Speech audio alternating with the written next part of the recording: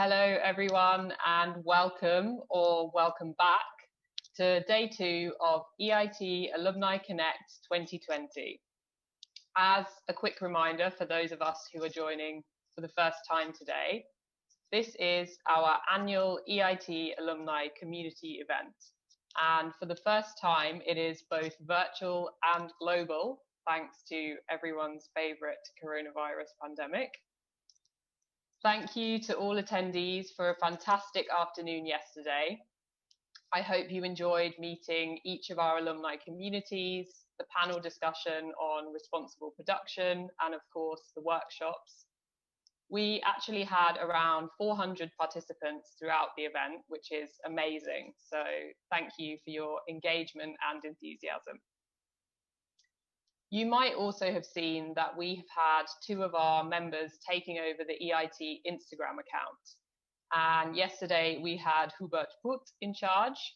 He is a triple EIT alumnus, not only a graduate of EIT of InnoEnergy Master's School, but he was also part of Climate Kick Journey and EIT Raw Materials Race, a busy man. In his Insta stories yesterday, we heard all about his varied EIT experiences. We also got another perspective from his colleague ALESSANDRA, and it was a super sustainable way to travel without leaving the sofa. I really enjoyed the glimpse of one of my favorite cities in Europe, Krakow. Today, we have Celia Cruz from EIT Health Alumni. She seems to be practically a founding member of EIT Health Alumni, being involved right from the start in 2015. And now she is a regional coordinator for the Southern region. It was great to hear her story and do a little bit more virtual travel to her city, Braga, in Portugal. Now I'm really looking forward to checking out the moments she shares from day 2 of Connect. So, obrigada, Celia, and dziękuję, Hubert. Again, today, all of you have a chance to share your experiences, either on social media or by commenting and asking some questions in our Slido chat on the bottom right. So please do use that feature and give us your feedback. And also don't forget, we have some super cute Connect themed stickers for you to use on your Insta stories, which will be dropped again in the chat. So today we are going to have another panel discussion, this time from a consumer perspective. Then it's time for the networking. And lastly, we'll have some games, quizzes, and socializing in our party time slot to finish off. But first of all, I have a very special guest here today, Peter Olesson, who was the chairman of the EIT governing board from 2014 to 2018. Peter's career has spanned industry, research, and academia. And he's also set up his own company. So he really knows his way around the knowledge triangle, as we say at EIT. Peter, thank you so much for being here today. I have just a couple of questions for you. As you know, we are all gathered here today tackling a pressing topic. How can we produce and consume responsibly? Our community, many of whom are present today, is made up of graduates, young professionals, entrepreneurs, and innovators. So in your view, how important is it for us to look at this urgent topic from multiple perspectives, or what opportunities does this approach present? Thanks, Ellie. You're absolutely right. Responsibility means that new creative products and solutions and services must address needs in society and also be meaningful to society and to individuals. Therefore, both, let's say, the aspiring and all those that are existing among the entrepreneurs and innovators must take into account all stakeholders and embrace diverse perspectives. One could even say that diversity all over should be the key approach. And as you mentioned at yesterday's workshops, different facets of the common responsibility challenge were discussed, considering the perspectives from a variety of stakeholders' views, including policymakers and companies and consumers. And the range of topics that were addressed was quite impressive, from gender data bias in artificial intelligence, imagination of food systems that should be sustainable, policies to support animal welfare, and also the need for organizations to travel more consciously, including the principle of explaining. In recent years, new research and practical experience has underlined that embracing diversity to a high degree drives both innovation and revenue. And here, quite importantly, diversity means far more than thought or perspectives. It's also very much about ethnicity, gender, age, and sexual orientation. For example, there was a recent study on a number of innovation-focused banks that showed that increased racial diversity in a team was clearly related to enhanced financial performance. So the inclusion of diverse perspectives is clearly important to design product solution services that will address individual as well as societal needs and can lead to significantly increased innovation and revenue. And therefore, dear entrepreneurs at all stages of innovation, don't let this be an afterthought. Take it in right from idea conception and through all aspects of development and implementation. Finally, let me say that as individuals, we do have power to drive increased responsibility. We can and we should be change makers, to use our professional spheres of influence, and also to adapt our personal lives to change the face of consumerism, which we can do, for example, by voting for sustainable policies and actions, but also by supporting community actions that address how to consume and buy more responsibility.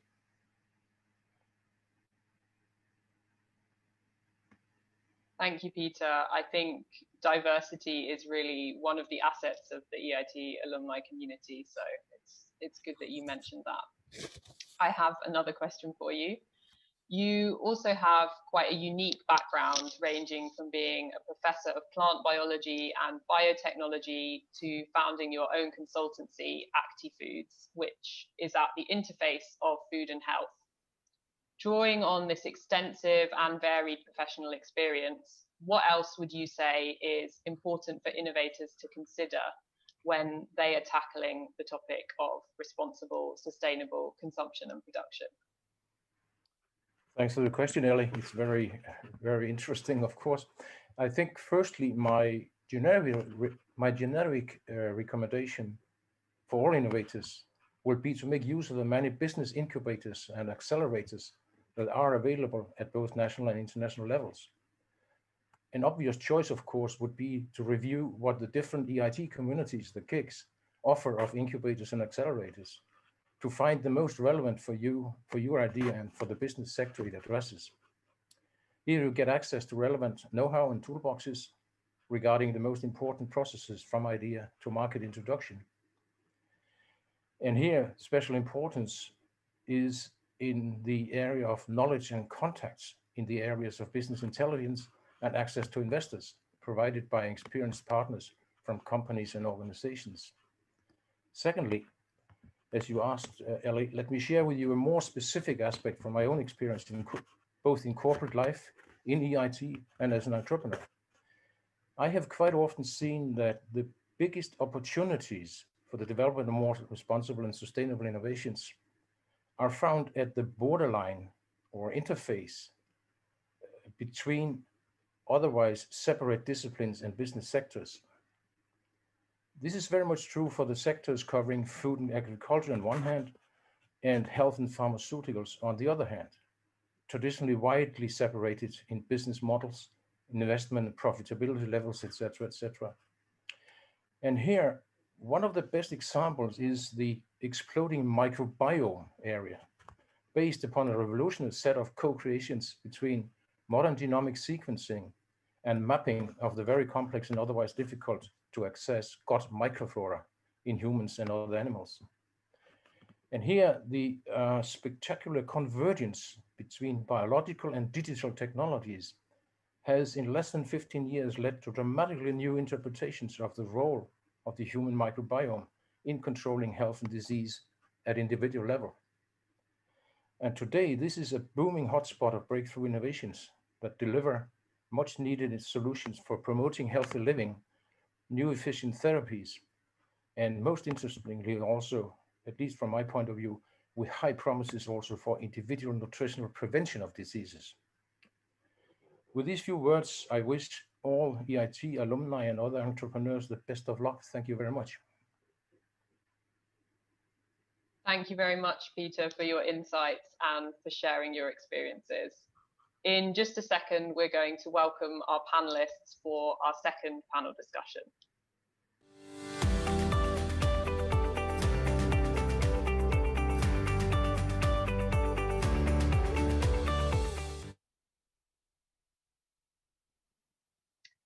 So the format will be the same as yesterday. I have here three panelists who are going to discuss our theme of responsible consumption and production, but this time from a consumer perspective.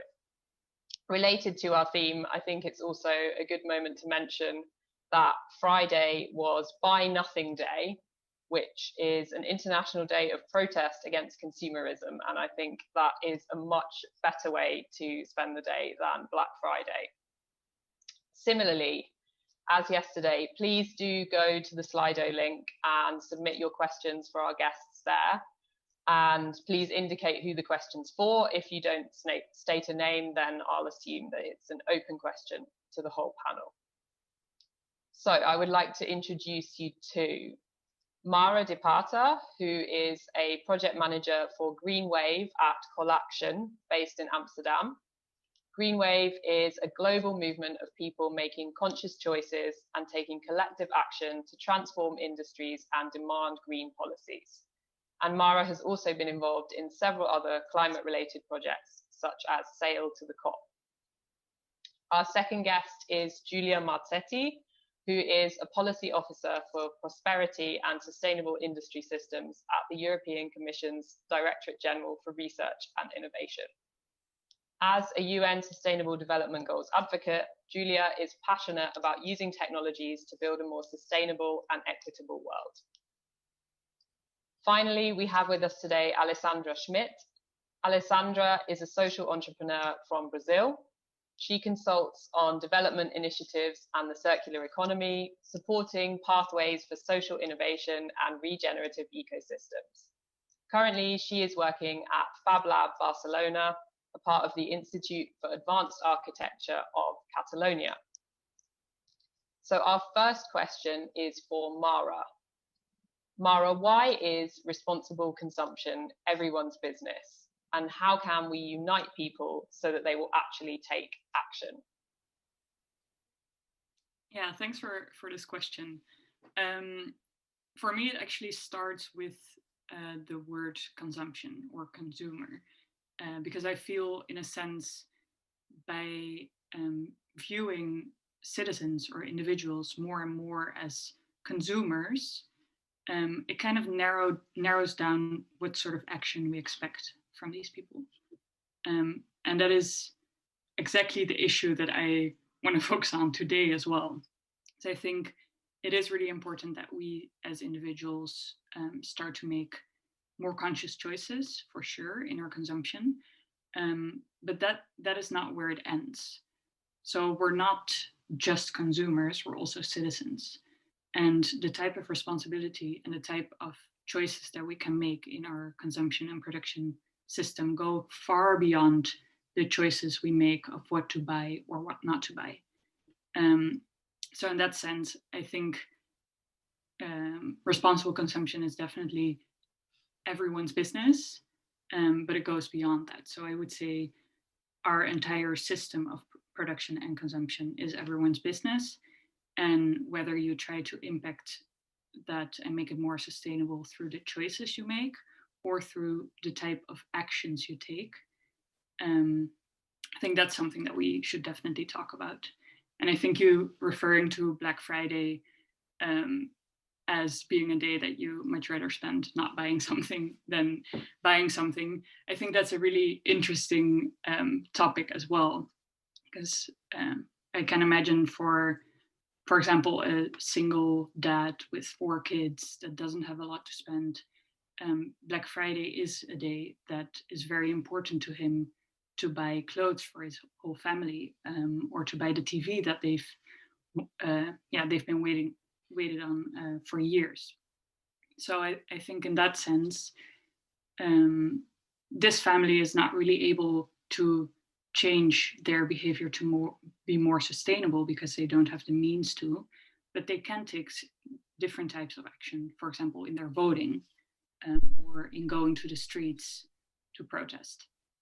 So I much rather talk about how can we as citizens be more responsible than how can we as consumers be more responsible. Yeah, that's a very elaborate answer to your question. Sorry. No, thank you, Mara. That's really interesting. And in relation to this idea of acting as a citizen rather than a consumer, I would like to pose the next question to Giulia. Giulia, could you tell us about the role of local initiatives in the transition towards responsible and meaningful consumption? And maybe you could give us some examples from your own experience. Yeah, thank you very much for this question. Just a quick reminder that, of course, these are my own opinion and by no means are the official opinion of my employer. I think local initiatives are key in bridging the gap between the science and the high-level discourse which is going on sustainable consumption and the level of the general public and everyone who just wants turnkey solutions and the information ready to consume more sustainably. And also local initiatives are very important in committing and sharing the message more widely and moreover influencing everyone. Some good examples are initiatives such as 1 Million Women who mobilize women to share the word on consuming more sustainably, or definitely the zero waste movement, but also mobile apps such as A-World and Impact that rate products in terms of sustainability and also your actions in terms of sustainability. And on a smaller scale, some projects I'm involved with, so for example, European Footprints, which connects the storytelling to the United Nations Sustainable Development Goals. And indeed, when I think about sustainable consumption, I also think about nutrition and everything that surrounds our own life. Thank you, Giulia. Moving on to Alessandra for a third perspective on this. Could you tell us how the maker movement, which you're part of at Fab Lab, is contributing to the circular economy?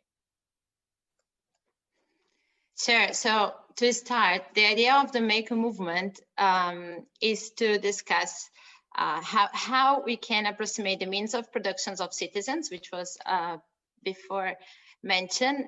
So it is a movement that started in the MIT in the US, and it's about the idea of distributing the infrastructure in which we can produce things locally, especially. Something that is very important for this movement is the idea of localism, in which you produce things locally, but you document how you produce it and you share this documentation globally so other people can also adapt this to local resources and the means of fabrication that are available locally.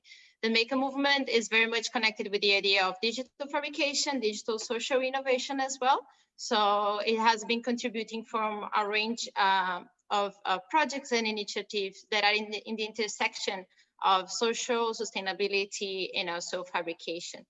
There is a concept that is very interesting from this movement that is the prosumer. The idea of the prosumer is that you have people that can make their own things, or even like this circularity of these things in a region. So you have a different relationship with what you consume. And this prosumer idea is concepted with the premises that you can either reuse, reduce, and also recycle a range of the products that already exist, and you can repair them yourself and reuse it again. So the maker movement has been supporting this transition for more regenerative ecosystems. And when we talk about this, we are understanding that economy also needs to be redesigned. And when we are assessing this idea, I think we can mention a framework in which a range of people is also discussing about. We can mention Kate Raroth and her donut economy from Amsterdam. I think it's very interesting to understand that economy sits within the boundaries of society, and this society is also part of an environment. And when you have this approach for production and consumption, using new technologies, the emergence of internet, and you can share this learning with a global network of other people that also think the same way, you can unlock this transition for more regenerative ecosystems. For instance, in the Europe context, we have now been engaging with the new Green Deal and this energy transition that we all want to look for this lower carbon emission, which connects with ideas like kilometer zero in production, and also local materials. So the procurement for this means of production that are more responsible. From the maker movement, it comes with the idea of interacting with your local atmosphere, but also sharing the beats worldwide. Thank you very much, Alessandra. It's interesting that you mentioned the donut economy. That's actually something that came up yesterday as well in the panel. So I can see that there's a lot of overlap between the perspectives. My next question is going to be to Mara. Could you tell us about the goals of your organization, Sail to the UN Climate Conference? What were you trying to achieve there, and what did you mean by fair and sustainable travel in this context? Yeah, sure. So that was a project that I did last year. Our aim was to sail with a sailing ship to the UN Climate Conference that was supposed to be held in Santiago, Chile. And we brought a big group of youngsters there to kind of be at the place where their future is decided upon. But also we brought a message to the COP that especially transport and shipping and aviation is now not handled well within our international agreements. And the risk is that these sectors are going to exceed the Paris Agreement because they kind of fall out of it. So we wanted to get some attention to this issue. And obviously we didn't want to fly to Chile because that would be a little bit stupid. And also I think especially in aviation, not so much shipping, mostly aviation, that's a sector where action from individuals, but also from the industry come together and both can have a huge impact, because every flight has such huge emissions that if you don't take it, it already makes a difference, which is maybe less so with other consumer choices. Obviously, the UN Climate Conference got moved. So we were halfway on the ocean and then heard that it was going to be held in Madrid. We were thinking of turning around, but that wasn't possible. So in the end, we continued sailing, and there was a new group of people that was already in Europe that could sort of take our spots, use the resources that we had to still give presentations, talk to delegations, and raise the topic of fair and sustainable travel. And this was then at the COP mostly on like a regulating perspective. So how can we make sure that these industries are regulated just like some other industries? But throughout the whole project, we also try to raise awareness among individuals, how they can take action in their own lives by flying less or by joining campaigns or action groups to, for example, stop the expansion of airports or limit the amount of flights that a certain area can have. That's what we've been working on last year. Thank you, Mara, and I'm glad that you still managed to have some representatives in Madrid. That must have been very frustrating to find that out when you were halfway across the ocean. I sympathize. And I know that sustainable travel has been a topic that we discussed a lot yesterday as well. We actually had a workshop on getting rid of air travel from your organization. So thinking about different ways to do business travel. My next question is going to be to Giulia. What is the most challenging for you in promoting responsible consumption and production among local communities? And how are you promoting this concept? The most challenging is actually overcoming the group thinking and realizing that everyone can do his or her part, as Peter said at the beginning as well. And throughout our projects and the project I'm involved with, we promote advocacy for sustainable consumption and, of course, everything that derives from it throughout creating a new narrative and also through storytelling of local heroes, just people like us, like everyone, that pick a challenge, pick a fight, and they decide to go plastic free for 1 month or go vegan for 1 month. And I think just going small and using these small challenges can really have a multiplier effect when it comes to such a big challenge as overall is sustainable consumption. And we do this through, of course, videos, podcasts, storybooks, and ultimately it really resonates with me what Margaret Mead said, that never underestimate the power of a small group of citizens to change the world, because in fact that's the only thing that ever has. Thank you, Giulia. Yeah, I think that's a really relevant quote in this context. I now actually have a question to everybody, so whoever would like to answer can take it. Do you agree with the principles of degrowth, and how do they fit into your initial movements, individual movements or initiatives? So I don't know who would like to go first. Yeah. Thanks, Mara. Sure.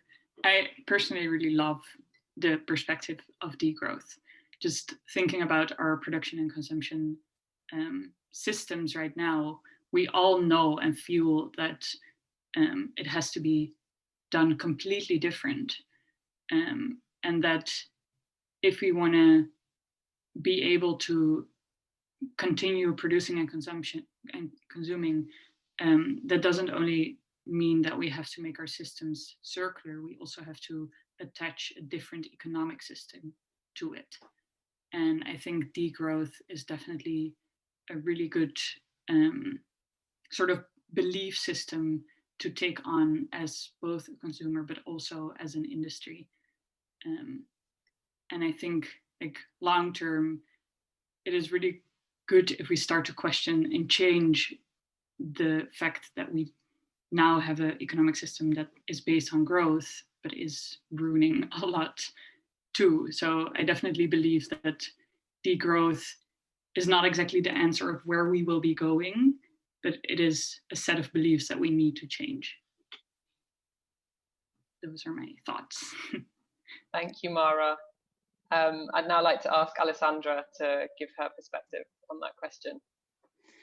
Yeah, I think it's super interesting if we discuss this concept of degrowth, and also understanding that resources are limited.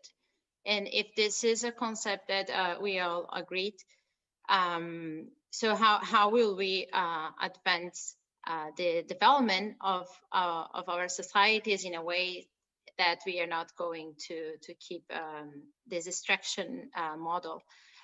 In the Make a Movement from Fab Lab Barcelona, in connection with other Fab Labs around the world, we developed the idea of the Fab Cities, which is a movement that connects not only the distributed infrastructure of Fab Labs, but also with a layer of cities in the political level. Because we understand that from the innovations that we've been exploring, the ground testing with local communities, being community a proxy for everything we do it together with the community. We need also to connect with policy making and those who make decisions in the city level. So we like to make a metaphor in which we say that the cities would act more or less like octopus, and that you will find resources that are nearby, and that you can concentrate in a production that is localized. And in doing that, you are going to have this transition towards more responsible production and consumption.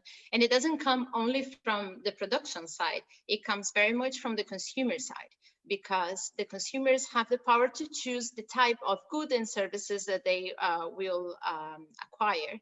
And in doing that, if they base their decision in principles that helps and supports markets to make this transition, for sure we will have this snowball effect. So it's a collective action, and in being a collective action coming from the bottom up, that has a conversation with the political level, we can try to find a way to make these synergies happen and make this transition happen. Again, shaping the economy and shaping the way we produce and consume things. Thank you, Alessandra.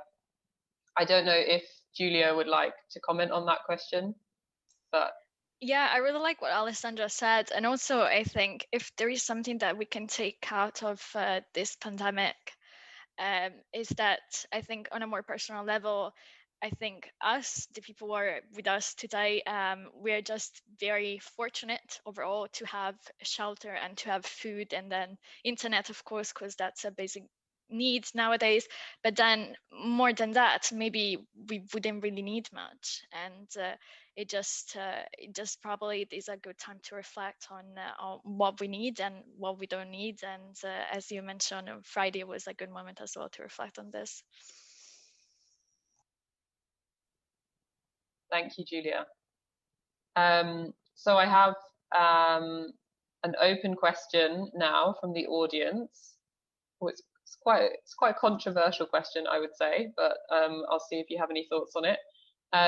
So Paula asks, do you have any thoughts on the increase in global population and if it would be viable or even possible to control this in any way?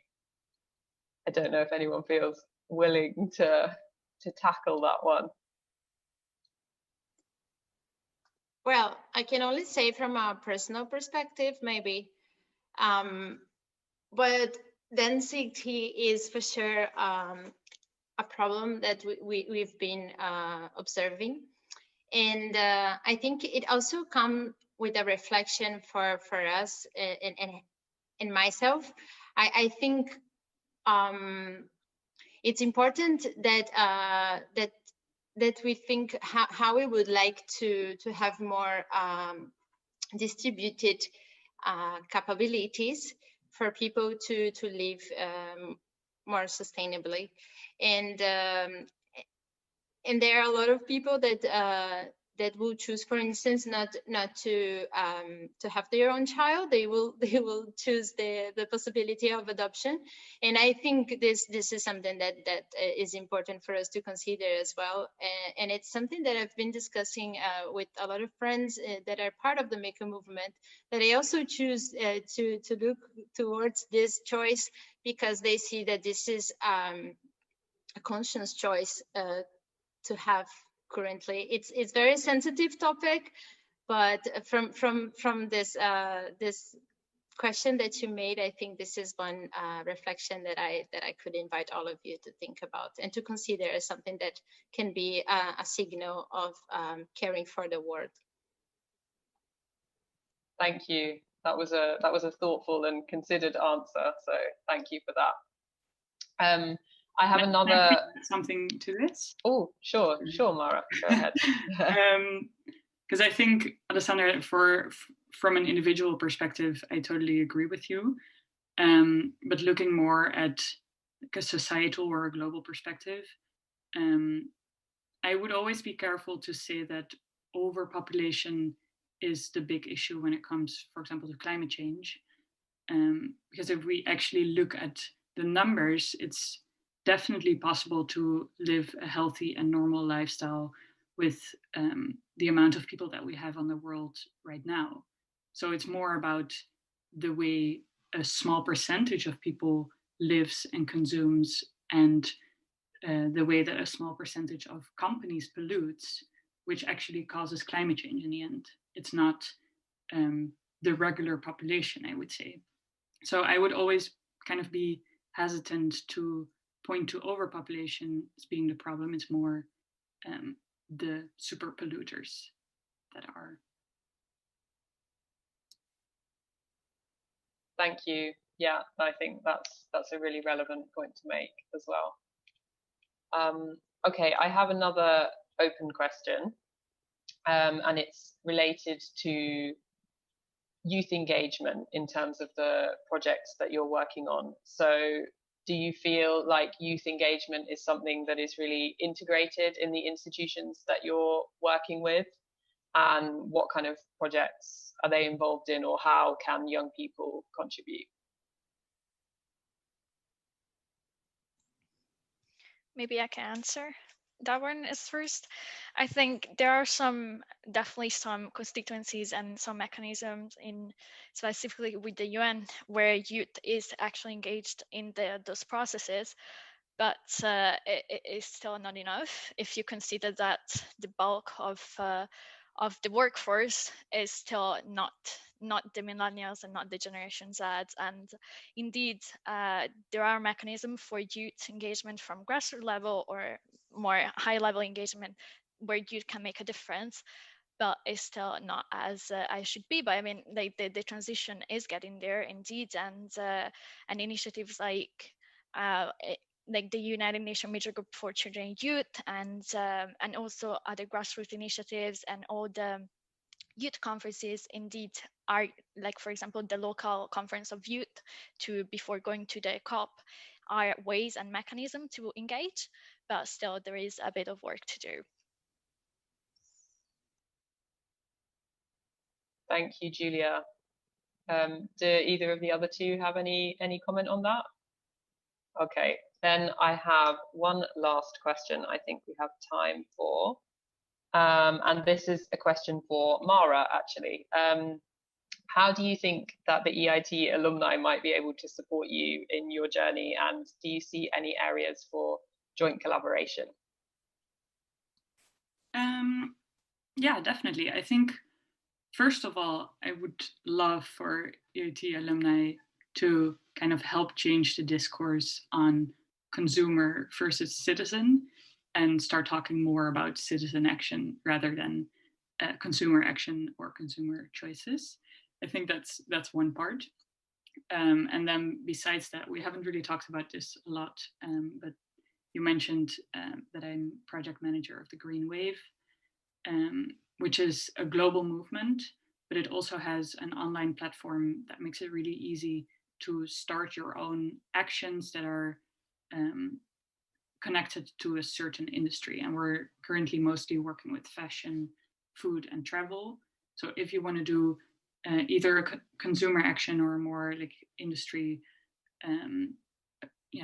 action, you can quite easily make that on our website. So that's also a way or an invitation to collaborate. Thank you very much, Mara. Maybe you could share the link in the chat as well later so people can go straight there. That's a really good idea. Alessandra, over to you. One final comment. Thank you. I think from our end in the Make movement, there is an understanding of what is a maker, and it can be very broad. We can all be makers if we understand that that we are supporting this transition. And talking to an alumni community, we are talking to a community of innovators that can help us to create new business models that will support this transition. and engaging with the idea of being a maker, and being a maker that will think about the principles of setting these new business models, which are these principles that we all say, let's say, being more distributed, being more localized, being more open source, being more collaborative, ecosystemic. All these principles are things that from the maker movement we've been discussing a lot, and we've been prototyping hands-on activities, learning by doing.